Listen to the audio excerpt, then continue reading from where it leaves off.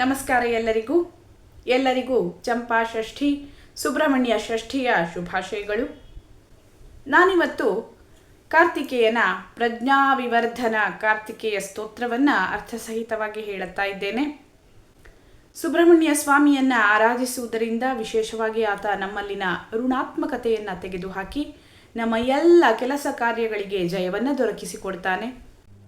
ಗಣೇಶನ ಅಣ್ಣ ಸುಬ್ರಹ್ಮಣ್ಯ, ಆದ್ದರಿಂದ ಆತ ನಮಗೆ ವಿಶೇಷವಾಗಿ ಜ್ಞಾನವನ್ನು ಬುದ್ಧಿಶಕ್ತಿಯನ್ನು ಅನುಗ್ರಹಿಸುವವ.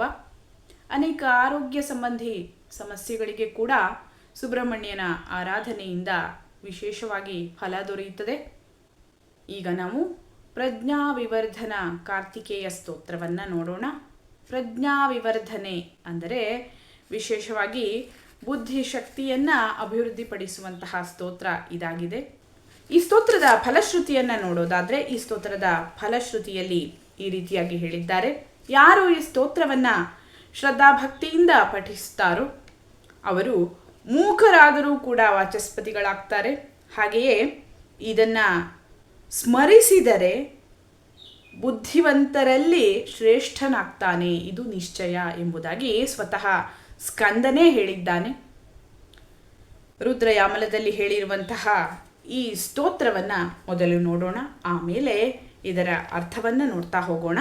ಅಥ ಪ್ರಜ್ಞಾವಿವರ್ಧನ ಕಾರ್ತಿಕೇಯ ಸ್ತೋತ್ರಂ. ಸ್ಕಂದ ಉವಾಚ.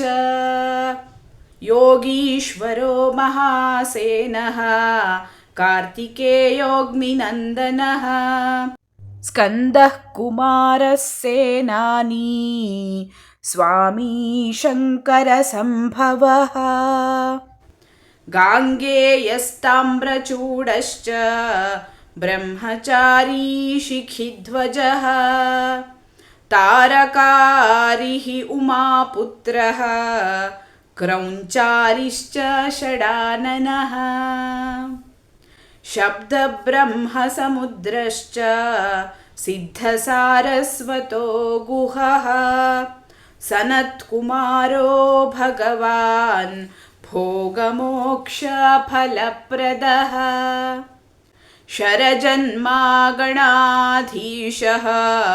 ಪೂರ್ವಜೋ ಮುಕ್ತಿಮಾರ್ಗಕೃತ್ ಸರ್ವಾಗಮಪ್ರಣೇತಾ ಚ ವಾಂಛಿತಾರ್ಥಪ್ರದರ್ಶನಃ ಅಷ್ಟಾವಿಂಶತಿ ನಾಮಾನಿ ಮದೀಯಾನೀತಿ ಯಃ ಪಠೇತ್ ಪ್ರತ್ಯೂಷೇ ಶ್ರದ್ಧಯಾ ಯುಕ್ತೋ ಮೂಕೋ ವಾಚಸ್ಪತಿರ್ಭವೇತ್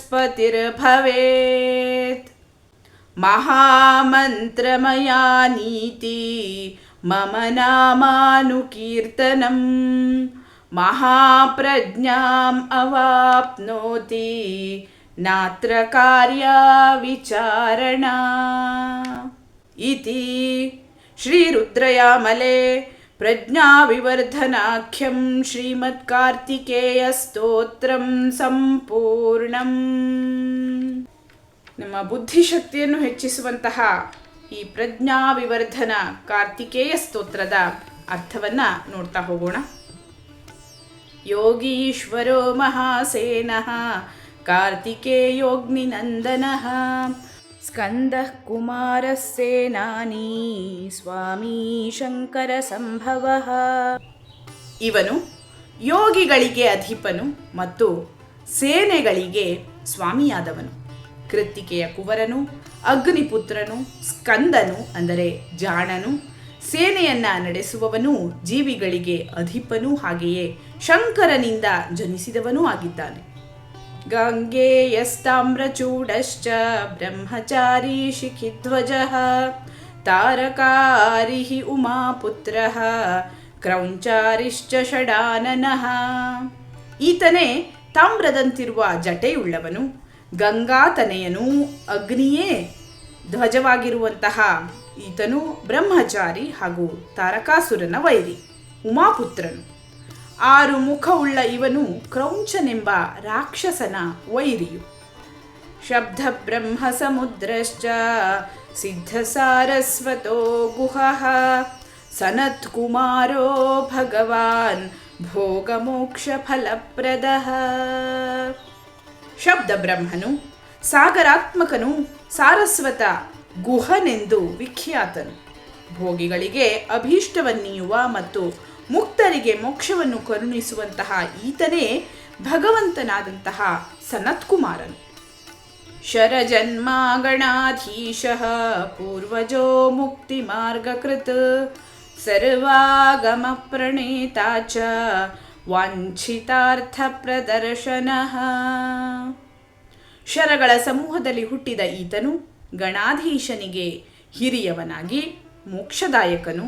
ವಾಂಛಿತಾರ್ಥವನ್ನು ಕರುಣಿಸುವ ಈತನು ಸರ್ವ ಆಗಮಗಳ ಪ್ರಣೇತೃವೂ ಆಗಿದ್ದಾನೆ. ಈ ಸ್ತೋತ್ರದ ಫಲಶ್ರುತಿಯನ್ನು ನೋಡೋಣ. ಅಷ್ಟಾವಿಂಶತಿ ನಾಮಾನಿ ಮದೀಯಾನೀತಿ ಯಃ ಪಠೇತ್ ಪ್ರತ್ಯೂಷೇ ಶ್ರದ್ಧಯಾ ಯುಕ್ತೋ ಮೂಕೋ ವಾಚಸ್ಪತಿರ್ಭವೇತ್. ಈ ನನ್ನ 28 ನಾಮಗಳನ್ನು ಬೆಳಗಿನ ಸಮಯದಲ್ಲಿ ಯಾರು ಶ್ರದ್ಧಾಯುಕ್ತರಾಗಿ ಪಠಿಸುವರೋ ಅವರು ಮೂಕರಾದರೂ ಮಾತುಗಳಿಗೆ ಅಧಿಪತಿಯಾಗುತ್ತಾರೆ. ಮಹಾಮಂತ್ರಮಯಾ ನೀತಿ ಮಮ ನಾಮಾನುಕೀರ್ತನಂ ಮಹಾಪ್ರಜ್ಞಾಂ ಅವಾಪ್ನೋತಿ ನಾತ್ರ ಕಾರ್ಯ ವಿಚಾರಣ. ಈ ನನ್ನ ಸ್ತುತಿಯು ಮಹಾಮಂತ್ರವಾಗಿರುವುದರಿಂದ ಇದನ್ನು ಸ್ಮರಿಸಿದರೆ, ಇದನ್ನು ಸ್ತುತಿಸಿದರೆ ಬುದ್ಧಿವಂತರಲ್ಲಿ ಶ್ರೇಷ್ಠನಾಗುವನು, ಇದು ನಿಶ್ಚಯ. ಇಲ್ಲಿಗೆ ರುದ್ರಯಾಮಲದಲ್ಲಿ ಹೇಳಿರುವಂತಹ ಪ್ರಜ್ಞಾವಿವರ್ಧನ ಕಾರ್ತಿಕೇಯ ಸ್ತೋತ್ರವು ಸಂಪೂರ್ಣವಾಯಿತು. ನಾವೆಲ್ಲ ಈ ಸ್ತೋತ್ರವನ್ನು ಪಠಿಸಿ ಶ್ರೀ ಸುಬ್ರಹ್ಮಣ್ಯ ಸ್ವಾಮಿಯ ಕೃಪೆಗೆ ಪಾತ್ರರಾಗೋಣ. ಧನ್ಯವಾದಗಳು. ಲೋಕಾಃ ಸಮಸ್ತಾಃ ಸುಖಿನೋ ಭವಂತು.